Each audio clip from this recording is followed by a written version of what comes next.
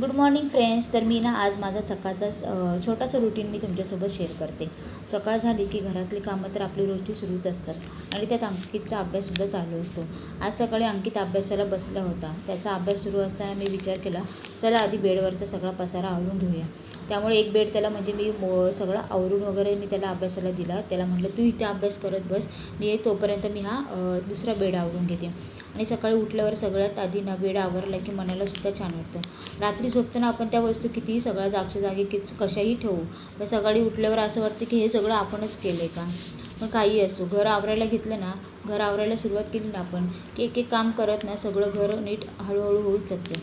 आणि माझ्या मते तर घर कितीही मोठं असो किंवा छोटं असो, घर आवरताना आईची सकाळ नेहमीच आपल्या विजय असते.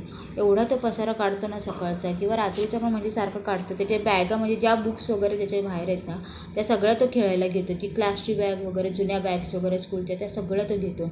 बेड आवरून झाल्यावर आता मी ना बाबूचे कपडे घडी करून ठेवायला घेतले होते. तर त्याचे पण कपडे म्हणजे काय सांगायचं, कितीही आपण ते बेडमध्ये व्यवस्थित ठेवले ना तरी तो त्याला लागेल तशी तो काढतो. त्याच्या मनाला जे वाटेल ते तो घेतो, घालतो. आणि तो कसा मोठा हा जो बेड आहे ना, लाकडाचा बेड, तो खूप हेवी आहे. त्यामुळे त्याच्यामध्ये ठेवलं की सारखं काढायला वगैरे जमत नाही. त्यामुळे मी हे त्याला बास्केटच बाहेर ठेवलेलं आहे. तुला जेव्हा पाहिजे, तुला जे कपडे पाहिजे ते तू घे आणि घालत जा.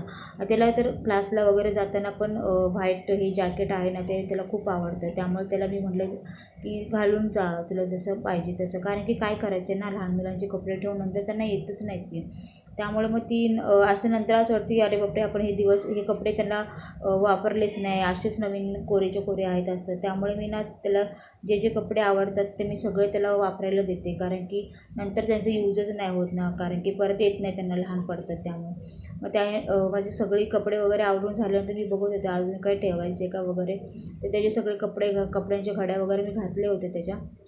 आणि त्यानंतर मला पण जरा बाहेर जायचं होतं. तर म्हटलं अंकितला व्हॅनमध्ये बसवेन आणि मग मी पुढे जाईन. आमचा नाश्ता वगैरे तर माझी मम्मीच बनवत होती, चपाती वगैरे.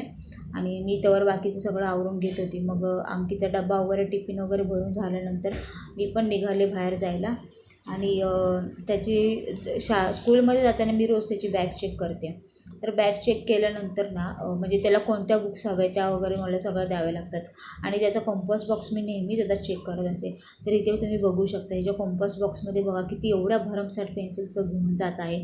आणि ना शॉर्पनर तर टीचरने सांगितलं की मुलांना द्यायचंच नाही. कारण की शॉर्पनर कसं ते ब्लेड वगैरे असतं, मुलं काही करतात, लहान बोटं असतं त्यामुळे ते ना करंगळी वगैरे घालतात, कापण्याची शक्यता असते. त्यामुळे त्यांनी आम्हाला सक्त वॉर्निंग केलेली आहे पॅरेंट्स मिटिंगलाच की शॉर्पनर द्यायचंच नाही म्हणून. पण ही बघा खोड रबर एवढे वगैरे ते घेऊन जात होता. मी त्याला म्हटलं की बाबा घेऊन नको जाऊ, एवढं टीचर ओरडेल. पण तो ऐकतच नव्हतं, रडायला लागलेला. मी माझ्या मनाने ठेवलं तर तो कंपास खेचत होता. मी म्हटलं की मग तुला काय करायचं ते कर, स्कूलमधून मला टीचरचा फोन आला ना तर मला सांगू नकोस. मग बघ, मग तो शांत झाला. मग त्याच्या मनानेच तो बोलला की मला ज्या ज्या पेन्सिली पाहिजेत ना त्या तू मला शॉर्पनर करून दे आणि 1-2 रबर दे फक्त. तर म्हटलं 1-2 नाही, तुला एकच रबर देणार. आणि ह्या स्पेलिंग पेन्सिल बघा तो कसा चूज करून काढतो, त्याला जी जी पेन्सिल पाहिजे तीच. मग त्याला मी 2 ते 3 पेन्सिल शॉर्पनर वगैरे करून दिला आणि 1 रबर दिला. तर असा होता माझा आजचा छोटासा मॉर्निंग रुटीन. घरातली कामं, बाबूचे कपडे, अभ्यास, शाळेची तयारी, माझी तयारी बाहेर जाण्याची.